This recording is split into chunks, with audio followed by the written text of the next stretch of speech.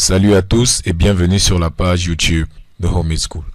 Nous voulons déterminer les points maximum ou du moins les points optimaux sur lesquels se positionner pour faire des gains ou du moins pour dépenser le moins.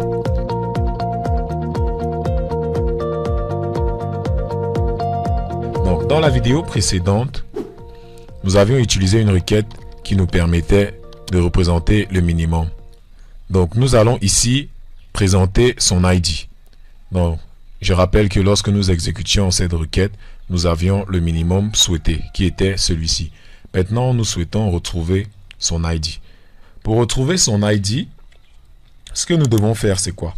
Nous devons dire quoi? Nous allons sélectionner cet ID, n'est-ce pas? De telle sorte que son minimum corresponde au minimum de la valeur qui est de telle sorte que sa valeur corresponde au minimum d'un ensemble de valeurs. Donc pour commencer, faites attention ici, ce sera une requête assez complexe. Donc ce que nous allons faire c'est quoi? Nous allons sélectionner l'ID. Donc on va dire sélectionne-moi B.ID0, n'est-ce pas?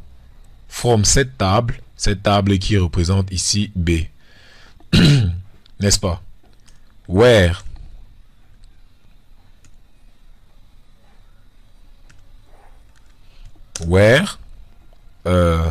B.ID de 0 est égal, nous allons faire une autre sous-requête à l'intérieur qui va, elle, sélectionner le minimum. Ça veut dire quoi? Lui va sélectionner le minimum et essayer d'égaliser. Donc on va dire quoi plutôt? B.Somme. Oui, B.Somme égale à l'intérieur, nous mettons donc une requête qui va sélectionner le minimum. Pour ce faire, nous allons juste venir ici. Nous allons copier la requête plus haut, car la requête plus haut nous permet de faire ça. Donc nous allons prendre ceci, as B, CTRL C. Nous allons la mettre à l'intérieur de notre requête. Nous la mettons ici, mais nous allons plutôt dire cette fois as F. Et à l'intérieur, nous allons dire select min de f.somme. Je ne sais pas si vous voyez. Donc ici, on peut l'appeler somme avec 3M pour éviter la discrimination. Min de s.somme from. Là, il va venir donc ici et il va se battre à trouver la valeur à l'intérieur de la requête. Donc c'est une requête assez complexe. Nous allons envoyer toutes les requêtes à la fin. Donc ici, lorsque nous sélectionnons tout et que nous exécutons, et voilà, nous avons donc son ID. Son ID c'est 65. Il s'agit là de l'ID du point qui est le point optimal. Maintenant, pour afficher ce point, rien de plus facile. Ce que nous allons faire c'est quoi? Vu que c'est un point situé ici, oui, son ID c'est 65, il suffit d'aller chercher le point là-bas qui correspond à l'ID 65. Trouver ce point correspond donc à identifier le point de départ de la ligne, parce que ici nous travaillons avec la couche des lignes. Nous pouvons aussi bien le faire avec la couche des points, le résultat sera typiquement le même. Alors ce que nous allons donc faire c'est quoi? Nous allons venir ici, nous allons dire quoi? Select st start point de géométrie from CTRL V where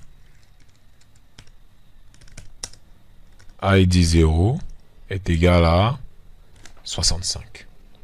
Une fois qu'on a ça, on exécute. C'est exécuté, nous avons ça. Nous mettons dans la couche qui nous intéresse et nous chargeons.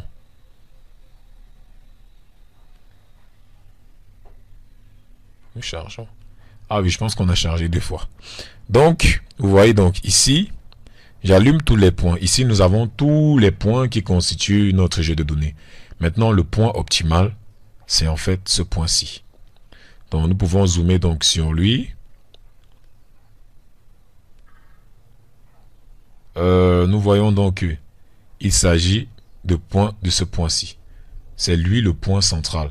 Bon, techniquement, vu sa position, ce n'est pas vraiment surprenant, mais avec une échelle très grande de données, on pourra le faire avec des discriminations. Donc, c'est mieux d'utiliser des techniques d'analyse spatiale pour trouver ces points-là. Donc, nous venons donc d'arriver au terme de cette première partie. Donc, la partie suivante consistera donc à déterminer les points optimaux locaux, ou du moins les autres points. Ça veut dire quoi? Ce qui nous intéresse en réalité, c'est ceux qui sont inférieurs à la moyenne. À la moyenne des fréquences. Ça veut dire quoi? Lui, il est le plus petit, c'est le point le plus optimal. Les autres sont aussi optimaux et on a besoin d'eux, puisque un emplacement ne pourra pas forcément garantir. On aura plusieurs emplacements qui vont nous limiter certaines dépenses. Donc, ce que nous allons donc faire, c'est quoi? Nous allons écrire une requête SQL qui va nous permettre de sélectionner les ID de ceux qui ont une valeur plus petite que la moyenne des fréquences. Pour ce faire, nous allons venir dans notre console SQL. Puis, nous allons revoir notre dernière requête. Alors, notre dernière requête nous disait quoi? Sélectionne l'ID tel que dans cette colonne-là, l'ID soit égal au minimum. Mais cette fois, nous ne voulons pas qu'il soit égal au minimum. Nous allons modifier un peu notre requête. On va dire quoi? Tel que la somme soit plus petite que quoi? Nous allons sélectionner la moyenne. Donc, nous allons mettre ici AVG. Lorsque nous mettons AVG, ça va nous calculer automatiquement la moyenne. Nous venons donc ici sélectionner notre requête. Nous sélectionnons la requête. Nous savons qu'elle s'arrête ici. Non.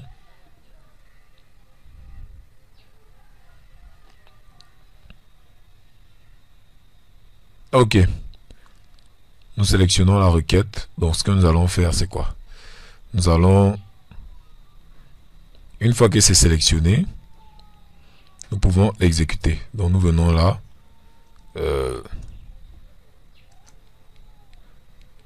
Nous sélectionnons jusqu'à ce qu'on nous dise ASF. Oui, c'est là que c'est bon. Puis, nous exécutons.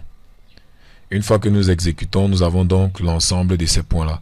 Il dit qu'il a exécuté 98 lignes. Nous avons sur 130 points, 98 points. Bon, 98 points, c'est énorme. Donc, on peut dire que lorsqu'il le fait, il va prendre maximum 5. Donc, on veut qu'il prenne ceux qui ont une valeur inférieure à la moyenne, mais qui prennent 5. Donc, on va dire limite 5. Une fois que nous aurons comme ça limite 5, nous allons sélectionner en montant. Donc, nous venons ici. Voilà. Nous sélectionnons limite 5 et nous exécutons. Lorsqu'on exécute, donc, on a ces 5 lignes. Donc 7, 8, 9 et 10. Et il nous suffit donc de partir afficher leur point de départ pour connaître leur emplacement. Nous sommes arrivés là au terme de cette ce premier problème, c'est-à-dire ce premier problème pratique d'utilisation de QGIS et de SQL pour la résolution d'un problème d'analyse spatiale. Dans la prochaine vidéo, nous allons continuer à l'intérieur de ceci pour maintenant optimiser d'autres choses. N'oubliez pas de liker et de vous abonner. Merci.